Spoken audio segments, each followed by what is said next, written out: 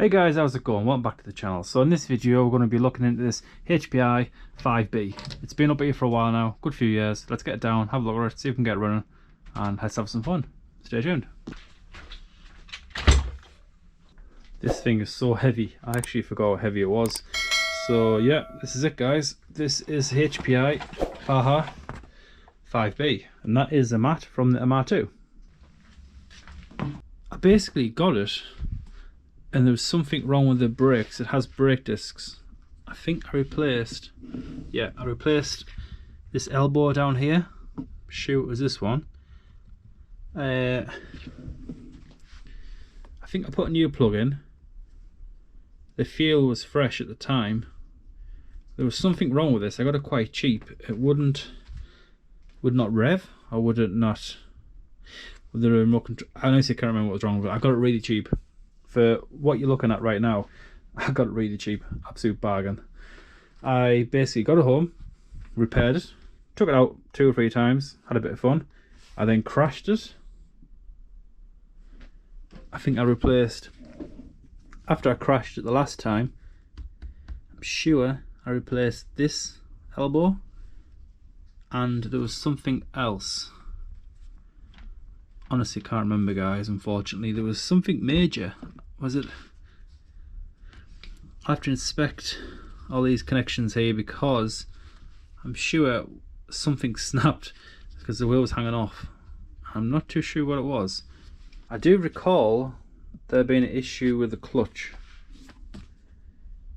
Now what was wrong with the clutch? Did I replace the clutch? Ah right. Yeah, we have no cover. I think we can take this off. There's nothing actually holding it in, it all seems to be disconnected already. Yep. I do believe this is a Team Chase roll cage. Now, I think it is genuine. I know some of them have Chase written here, which mine does not. But I do have the invoice for this, and it was quite a lot of money. Unless the guy switched it for a copy and sold on the original. I'm not too sure.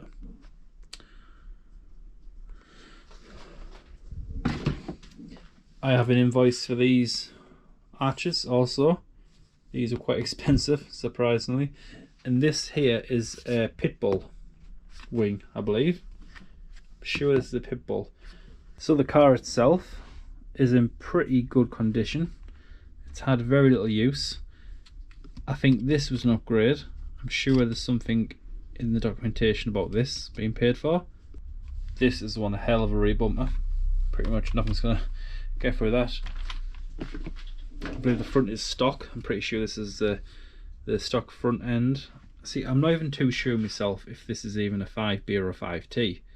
Obviously it kind of looks like a 5T. Yes, I know we have RPM, upper and lower control arms. We have a Turtle Racing gearbox, I believe. I'm sure, yes, TR. You see it down there. So that is upgraded gearbox. On the front, we have the same upper and lower control arms. The shocks, they could be original, not too sure. You guys may know, but these aluminium hubs, is this stock? I know these brake discs are not stock. These are Mecatech, I think it is, or Mecatech brake discs. They're definitely an add-on. These tyres, I picked these up. I bought these myself. Mad Max, I think the Mad Max. Yeah, Mad Max. I picked these up myself. When I got this car, I had no tread in the back end. I think this was ripped. There was quite a lot wrong with this when I got it. I just honestly I can't remember what was the problem. We have Turtle Racing performance parts at the rear here. On top of the suspension, we have this crazy stupid silicone. I think you put this on to stop all the crap from coming out on the back, because otherwise all the two-stroke oil just drips all over the place, and I think this stops that from happening. I think that's the logic behind that. These drive shafts back here, these have been upgraded. I'm sure there's something in the documentation about these, but I did measure them because I had to replace the boots, and I picked up some boots and they would not fit because these drive shafts a lot thicker than stock, so I had to get some new ones. I'm pretty sure from factory they do not come adjustable, so I think these are upgraded also. I have noticed Petrol Racing is stamped on here, so it's hard to tell, but it looks like real carbon fibre, so that is also a welcomed upgrade. We have some RPM guards at the bottom here also. The amount of money that someone must have spent on this many years ago is insane. It's hard to tell what they started with. I'm going to say a 5B. I have the box. I think the box actually is a 5T. So the battery cell is still in place. I have tried to turn it on and realised it's actually in the on position, so the battery is definitely dead. I have been rummaging around my stock of bits and I have found this charger, which I believe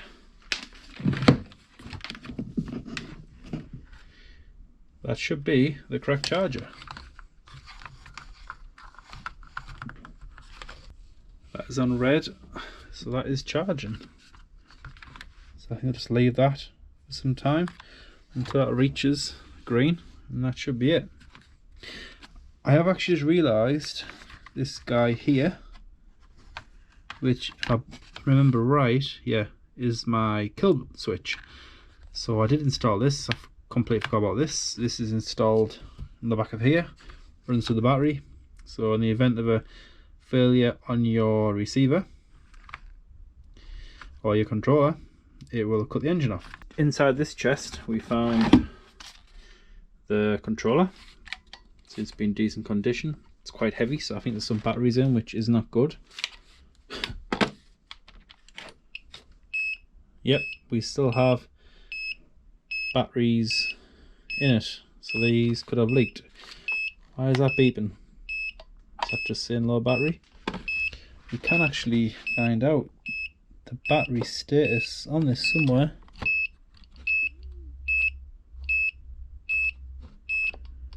Yeah, 8.3 volts, low power. Does not like low power. So glad they're Duracell, because at least they shouldn't leak. I had a horrible feeling these might be in cheap batteries, so we should be okay. So in this box of goodies we have the rest of the gearbox assembly and the trims. We have the cover, which is the original HPI cover. I thought that might have been upgraded, but it wasn't. Allen key, some clips. So the clutch spring, yes, I did definitely change out the clutch. I think it was making a tinny sound. I'm sure the clutch, don't think it was worn. Was a shoe missing? Or came off? Something happened. So yeah, I must have kept this as a spare for whatever reason. So actually the box may be a 5T and the manual's a 5T, which came with the car, so there's a good chance this is a 5T, just been converted. Parts of the manual. We have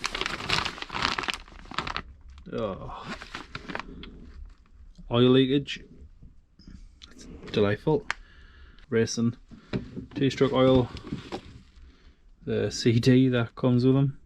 There's no copyright date, unfortunately, so not able to know when this was manufactured. That might have been a good indication of when this was purchased, possibly. So what else do we have? We've got this is what I used, I believe, to bleed the brakes. Some tyres. So these are dirt busters. There's nothing wrong with them.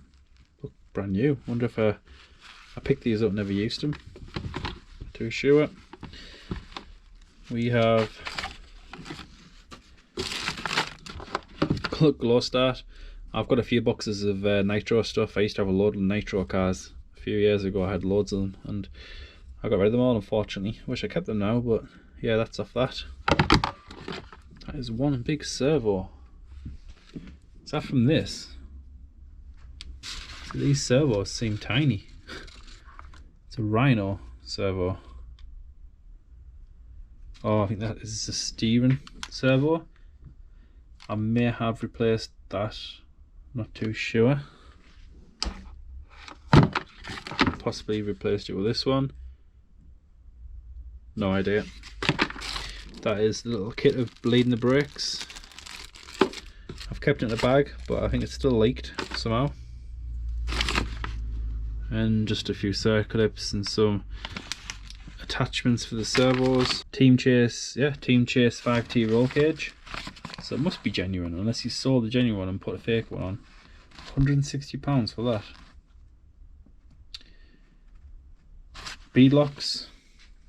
Yes, we have them in black. So I wonder if they're the original ones or if they are actually in fact purchased. We have Pitbull flexible wing mount. Fat Dad dog bones. Stainless steel front turnbuckle. Yeah, so the stainless steel knuckles, they're actually on here. Replacing brake pads, £22. This is stuff I've picked up. So the HPI axle boot, nice and cheap. Mecatech 90-degree fitting, that's them elbows. God, was I paying £14.60 each? That is crazy.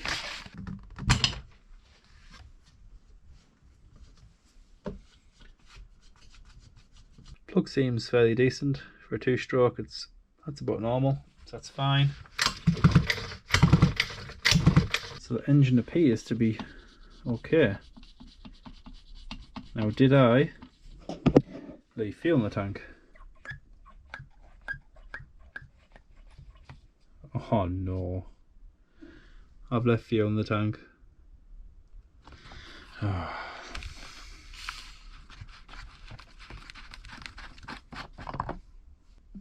Okay, so there's nothing actually in the tank, any debris. That fuel is 2 years old, which is obviously no good, so that needs to be drained.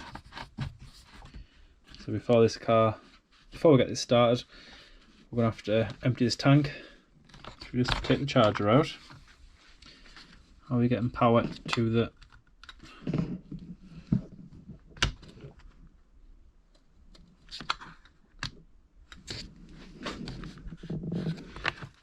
I'm getting no power at all. Oh, hang on. I think the switch is faulty. Right. So if I hold the switch in position and then turn on the controller, Shure channel 3 has kill switch, which that is now flashing. So in theory, this engine should start. Let's have a look at this, see if we can see what's going on with this switch, because before we do anything, we need to have that working. So I think I'll remove this connection here.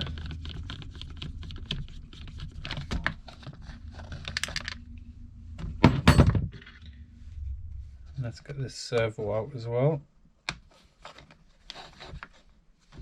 Right, so I'd imagine this would now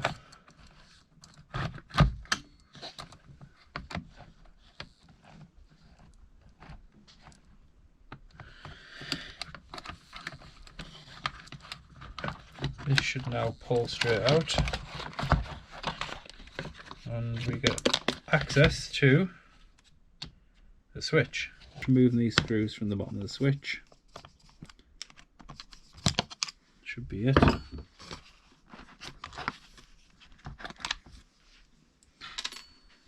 Now the switch should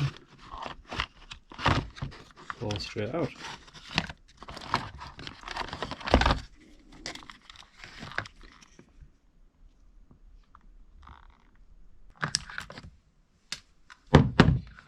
So the switch comes in here, red goes to the middle, comes into this controller, and that is switch removed. The crocodile clip is holding the welding wire, which is then going into the red pin, so the red wire. I've then got a clip on this end on the red wire. The black wire is a constant connection that is not affected at all by the switch. Check that, and that is continuous and there is no resistance. However, the red, as you can see, we are on the red on this end and this end. Switch is off, so we have an open circuit. Turn switch on, we have resistance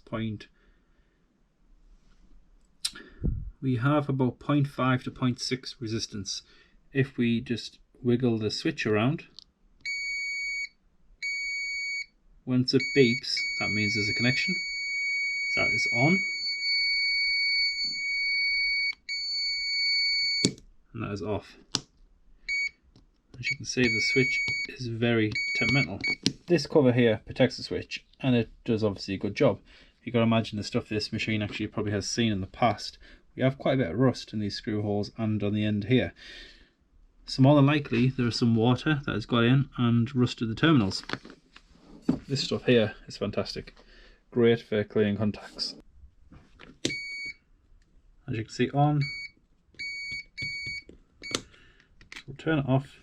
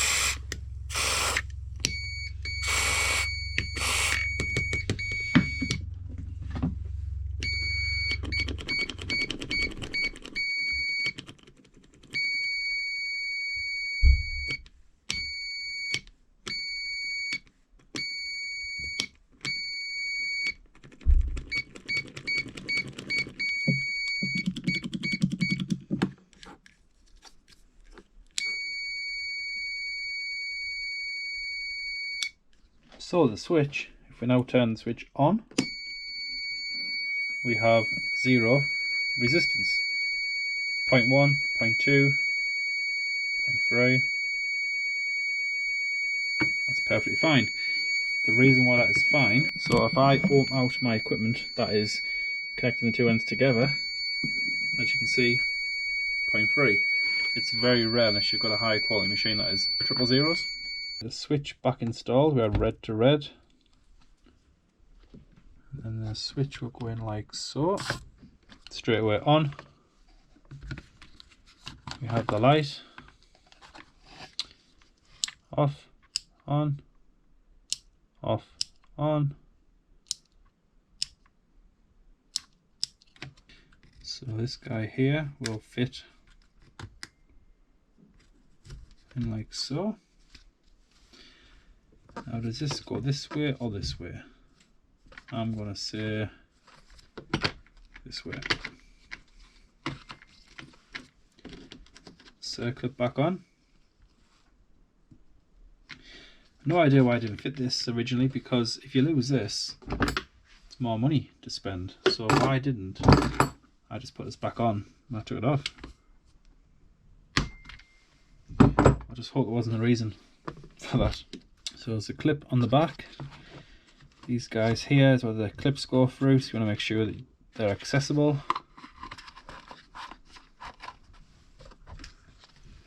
These little guys here, you just basically put it in and then rotate it out of sight. Do the same on the bottom.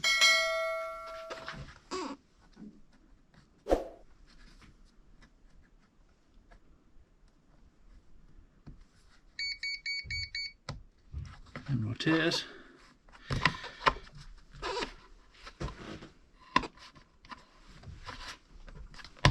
And that is it. So I think the next step, guys, is to get this on the charger. We'll get the batteries, not these batteries, but I've got some rechargeable batteries, get them on the charger as well, leave it overnight, come back tomorrow, drop this fuel. Should we pull the carb off? There's probably no reason to do that, if it works, that is. Yeah, so come back tomorrow, fresh batteries, drain the fuel, put fresh 2-stroke fuel in. Do we have some? A tiny bit left. I do have some 2-stroke oil, I believe. Yes, Got some Castrol 2-stroke oil just up there, so we have fresh fuel down here. So fresh fuel tomorrow, I'll give it a start. I won't take it out, I'm not able to, we're in lockdown at the minute unfortunately, so we'll just get the engine running, make sure it sounds okay. We'll get this all put back together, give it a good once over, kind of like an MOT, make sure everything's intact and give it a good clean, and hopefully guys it'll be all working fine in this video and there'll be no dramas. So it's the next day, put some new batteries in, or charged up batteries, 10 volts. Seems a bit low, probably should be higher than that. I think the new rechargeable batteries are on the way out, but that should do for testing purposes. The battery on the actual car itself is fully charged. That was green, so that should be good to go. So next step is to get the switch put back in and get this put back in place. So on goes this way. And there's no markings on the rubber jacket, so that in theory should just slide back into place like so.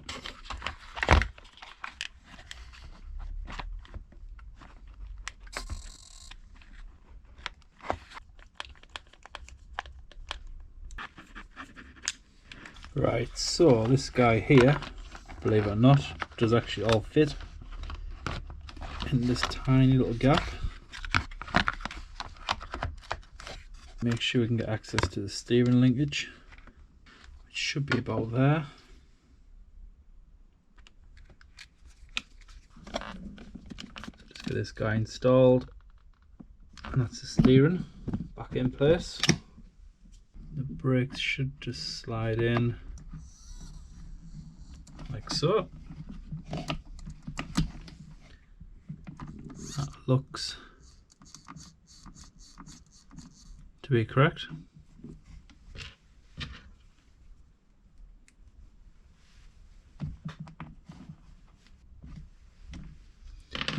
Servo is installed. Kill switch, everything's in place down here. We just need the clips to go back into place.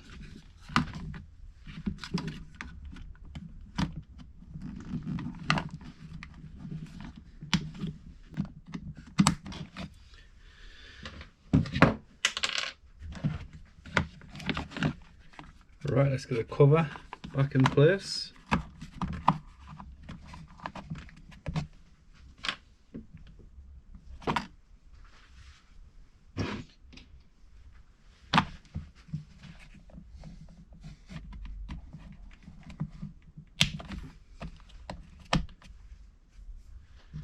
I'm sure it's fine, but the air filter is missing the clip on the front, so I just want to make sure that it's all intact, because I would normally put that clip back on. Yeah, it seems to be fine. What is not fine is the throttle linkage is not screwed all the way in, which is very odd. You guys see that? Don't know why it isn't attached, but it isn't. So let's get that put back on, because obviously we need that in place because there's no throttle. This is actually keyed, so you've just got to find the flat end and line it up. It should be about there.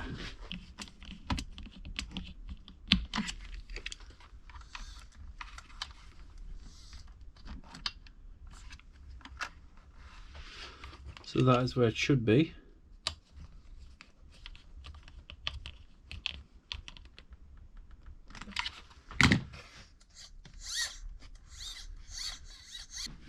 I have appeared to put this on the wrong way, so let's pull that back out.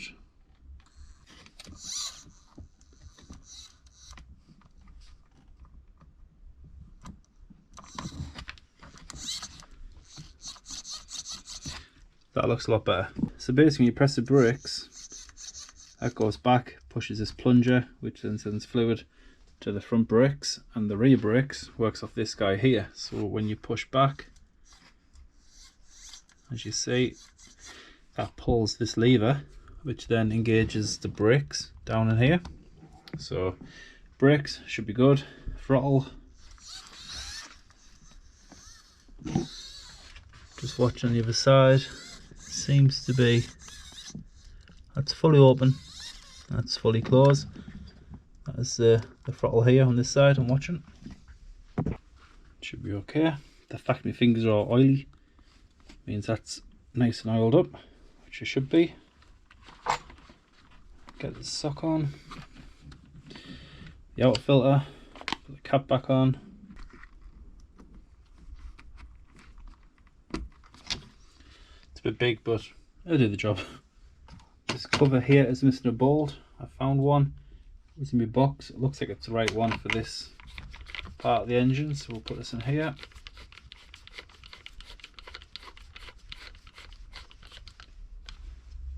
So I've had a look around the car. There should be a nut on here like this. It actually came off. It's probably vibrated off, I guess, over use. I don't have any of this size laying about, so I'll have to do for the time being. Everything seems to be intact. I have not put the skid plates on. It goes in the bottom of the car. This goes over the pull start. This basically goes something like that. It just protects the pull start mechanism from grass and bits of gravel and dirt getting in there. So I think, guys, apart from fuel, we should be able to try and start this thing. So there isn't much fuel in the actual tank itself, and this is a 2-stroke engine.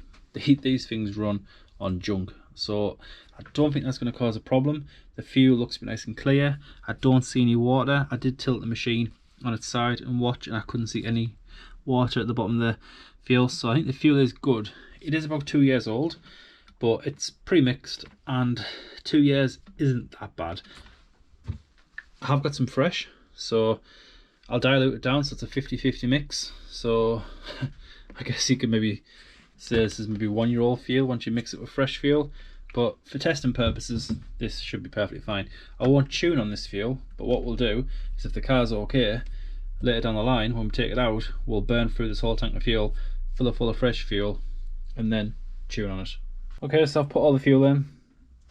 It's almost brought it up to the bottom of the neck, so that should be perfectly fine. So I think we'll run with this. Honestly, I don't think it's going to make much difference.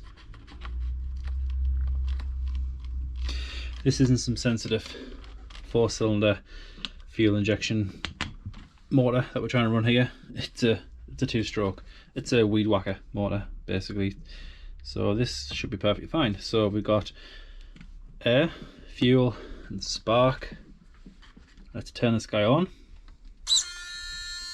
That seems to be working okay. Turn the receiver on. Steering seems okay, but it is quite noisy. It's probably the trim settings are probably not set correctly.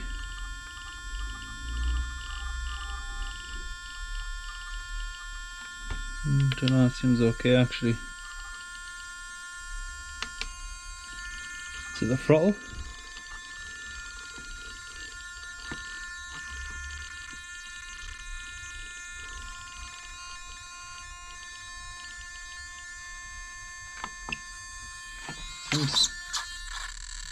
So it's a throttle servo, that seems to be quite noisy. I'm not too sure why. Just want you to pull it quite far back before it stops making a noise. In fact, I know why. The brake mechanism has actually came out. Getting jammed, maybe that is supposed to go on the outside. Like so.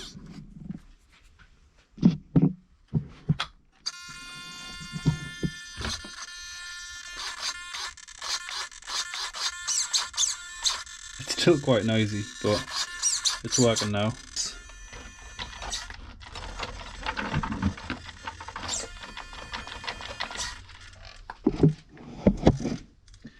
So we have brakes, we have throttle. Goes from idle all the way to pretty much full. That should be okay. The kill switch is on, so let's hit channel 3. and that's disabled it, so we now should have spark. So I think let's get this on the ground and let's give it a go. Back first. Some fuel pumping through. Fuel on the line. Right, so we give it some choke. Throttle trim. Let's make it 5. Will that be enough? Let's try that.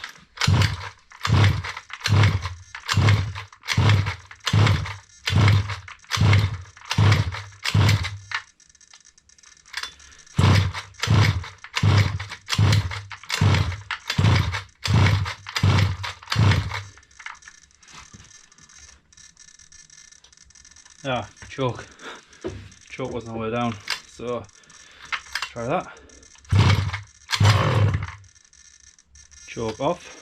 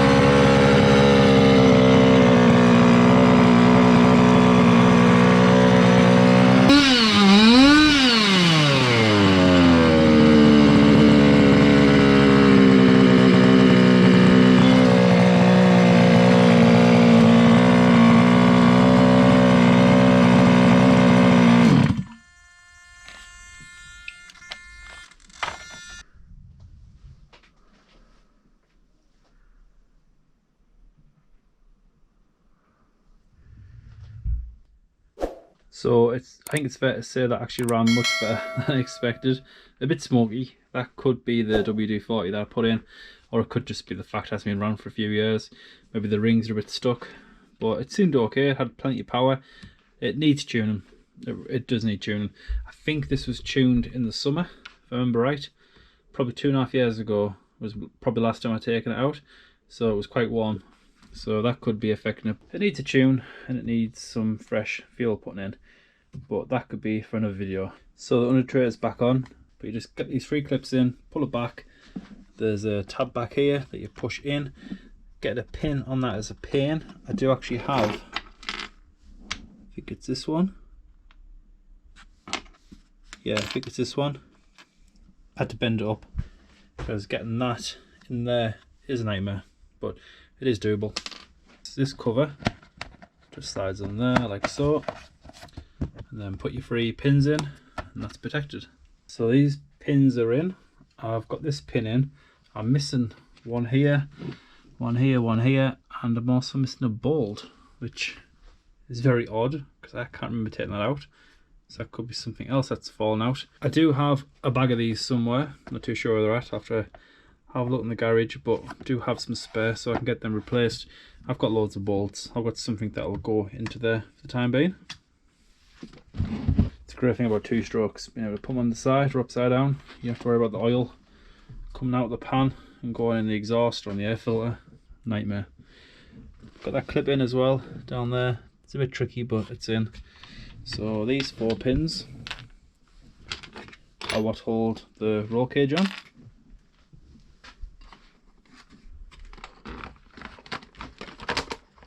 So the roll cage kind of just sits on top.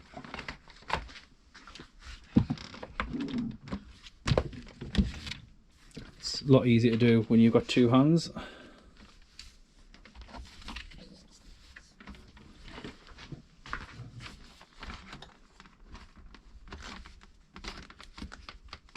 So that guy goes on like so, pull it over,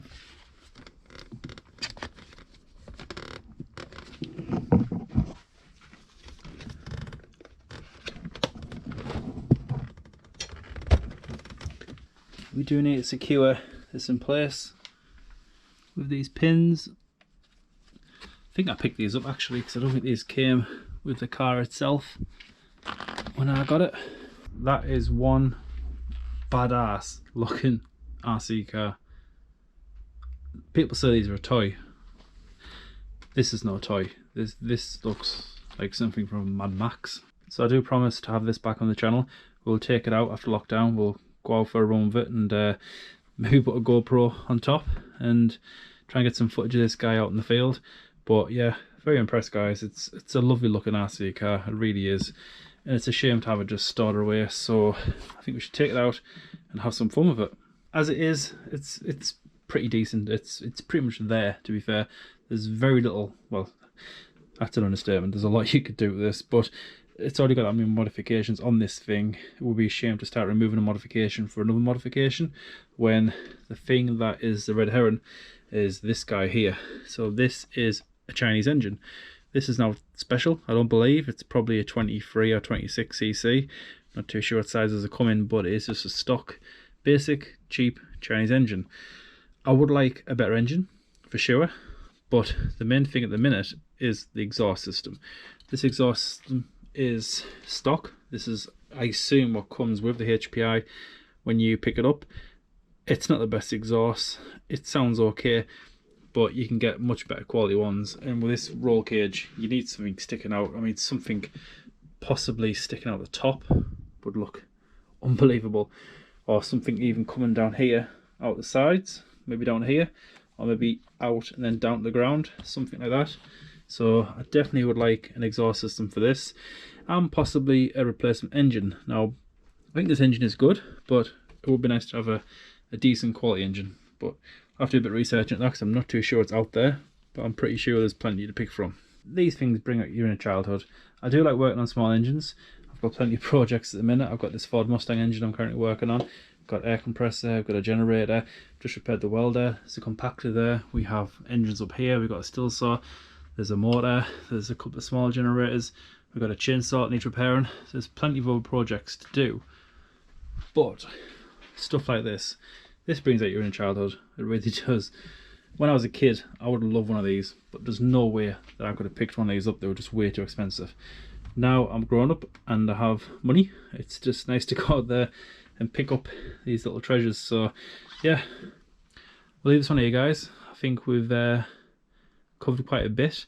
This will be back on the channel, so please remember to subscribe to see more of this. And like always, guys, please like, subscribe, comment down below, and I'll see you in the next one.